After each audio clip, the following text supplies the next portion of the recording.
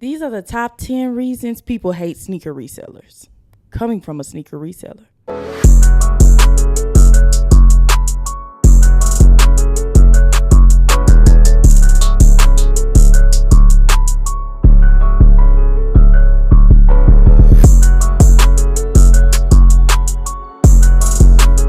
What's up, y'all? It's your girl D Footwork, and today we got our first podcast / sneaker talk. Today we're going to talk about the top 10 reasons why people hate resellers. Let's go ahead and get into it.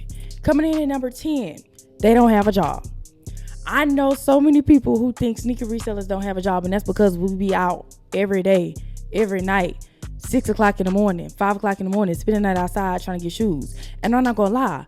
Some of y'all are right. Some of the sneaker resellers don't have no job because they went full time with sneaker reselling. Me personally, that's not my life. I have a job. I have a 9 to 5. A lot of people assume that people don't have jobs, so they be sitting there mad when the shoe release on a weekday because they can't get to it because they at their job. So they mad at the people who don't have a job or who do have a job because they made time for it.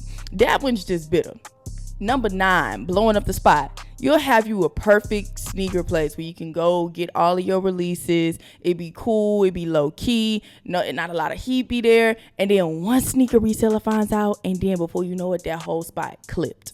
Entire thing is clipped. And this is for sneaker resellers too. Like, you'll have you a little nice spot that you go pick up some shoes at, and then a couple of resellers that you know will come there, and that whole spot be clipped. They offering employees money all of a sudden. Now don't want to put no shoes out no more because they know some people are willing to pay over. Like, they would literally blow up a whole spot. Number 8, being hype beast. Thing about hype beasts, they always act like a shoe that doesn't have resale value is trash. It's like they can't see the difference between a shoe that's really good looking but it's just not selling for much versus a shoe that's really popping. They think that automatically it's a nice shoe. There's a difference between a really nice shoe and a shoe that's reselling for a lot, because stock numbers really dictates most of that. Number 7 is gatekeeping. So a lot of us pay for information from these Discords that we in. We paying $20, $30 a month. Some of them even $60 a month. So when we getting this information about a restock that's coming up, about a shock drop that's happening, about a link that you need, a lot of people are not giving out that information because they're paying monthly fees to get this information. So you ask a sneaker reseller, hey, how you get them shoes? How you do that? How you do that? They just feel like, no, I'm not going to give you my sauce. Like, I'm not going to give you what I work for. The same way I put in work to break into sneakers, you can put in the same work. And that's the thing. I would give you the layout on how you can break into shoe reselling and all of that, but people don't be wanting to put in the work. They just want to sit around and have somebody else giving them all the information, and ain't nobody finna do that. Number 6 is sneaker bots, y'all.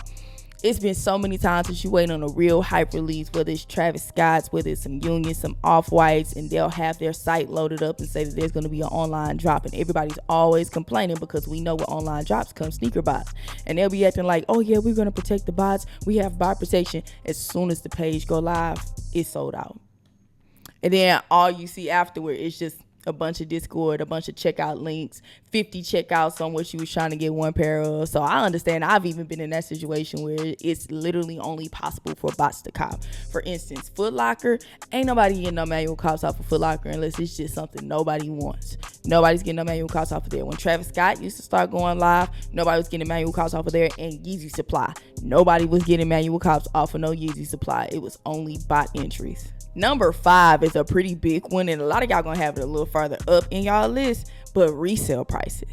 Now, we gotta make our money. Like, we're charging over the retail for the shoe, but shoes are retailing right now at like $220. They hitting you for like $240 at the register, especially like popular Jordan 4s. Retail is $225, and then by the time you're done at the register, it's about $244 after taxes. So we still gotta make our money. So if they keep raising up the prices, we got to keep raising up our price too. But that's not really what I'm talking about. I'm talking about the people that's charging over market for their shoes. For instance, in this post that I have, these shoes cost $220. These metallic black 5s. Why he trying to charge $440 for them? Like, eventually they might get to that price. Like, we know that they're a hype shoe. People are saying that they are the GR of the year. Cool.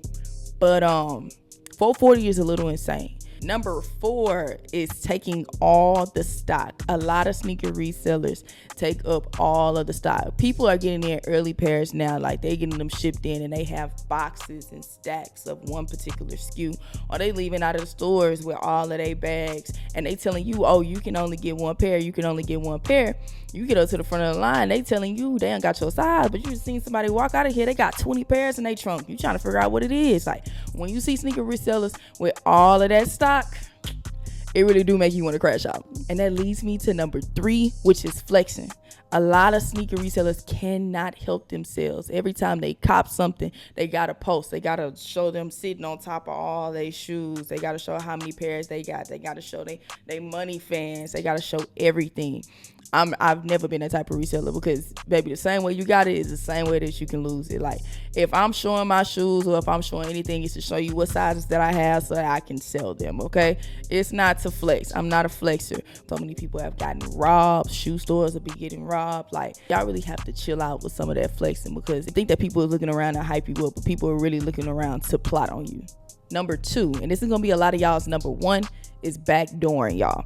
So backdooring is pretty much when you got a store manager that knows a reseller. He hit him up or send him a text, hey, yo, we got these shoes in. I'm charging 100 on top, 150 on top for these shoes. Come pick up some pairs. I'll let you get the big sizes. Oh, I got size 10 through 12 gonna be 100 on top, but size 7 through 9 gonna be 50 on top. They come usually after hours, maybe sometimes at night. They come and pick up all the pairs that they want. They pay the man, and then majority of that store stock is gone to a reseller. Everybody in the sneaker community hates backdooring, but a lot of people only hate it because they can't do it. Me personally, I don't pay over retail for shoes. To me, that's not a flex. It's not a flex to go and get 10 pair of shoes that you had to pay $100 on top for. Like, who's the customer here and who's the reseller here? I'm not going to pay these store employees bills like that. I just can't do it. If I can't get it for retail, I'm going to just move on to the next one.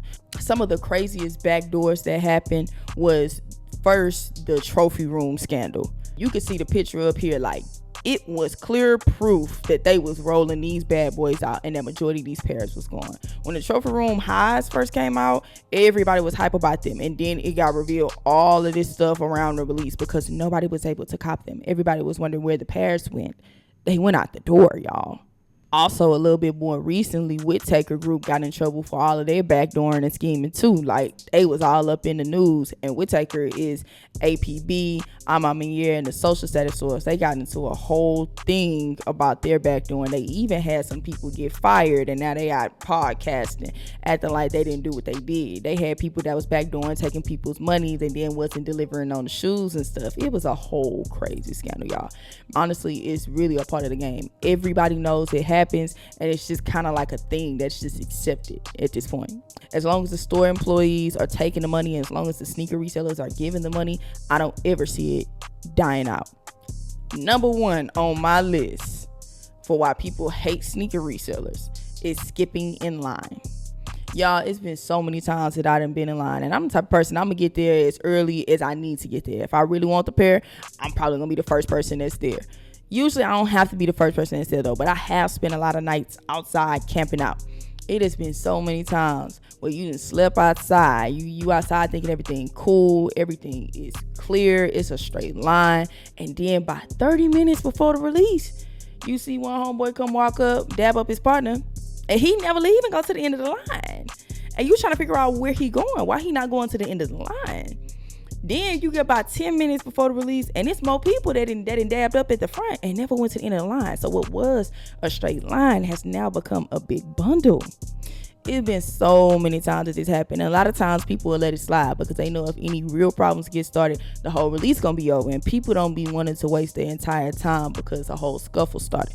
But sometimes people don't care because it don't even be about the shoes at that point. It be about respect. Like, for you to just walk up here and think that you can just skip me and forget everybody else in line. Me. Some people just feel like, nah, you're not finna skip me in line for what?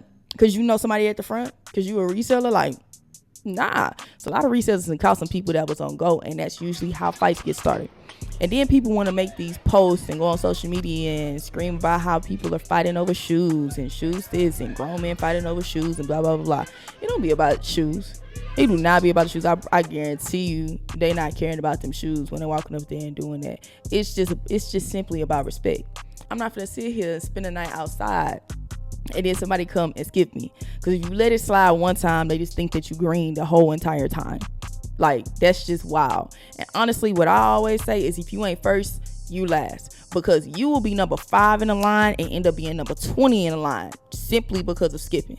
Skipping caused them bundles that's at the front of the door 10 minutes before the release. Then everybody want to turn around telling you, push back, everybody push back, bro. And the people looking at you like, bro, I'm not pushing back. Why am I walking back for? What would I walk back for? Like, we all literally seen you come and skip. Then when you try to tell the store employees that people skip, they have to like, oh, ain't nothing I could do. Y'all gotta handle that. Y'all grown. Y'all gotta get that together. No. Your title is store manager.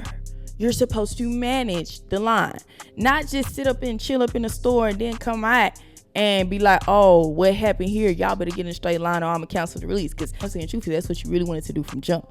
That's the reason store employees don't really manage lines. For one, they don't want them problems. They don't actually want to do their jobs. And for two, they hoping that some stuff go down so that they have an excuse to cancel that release. Because they already got somebody on the line that'll come and pick them up for 100, 200 on top. The entitlement of sneaker resellers and their skipping in line has caused the most issues at shoe stores. Just walk around like you bigger and better than everybody. And eventually somebody's going to put you in your place. I want to know in the comments down below, let me know if you ever ran into any of these situations while you out trying to get some shoes. As always, like, comment, subscribe, and share this video, y'all. That wraps up another video, y'all. D Footwork out.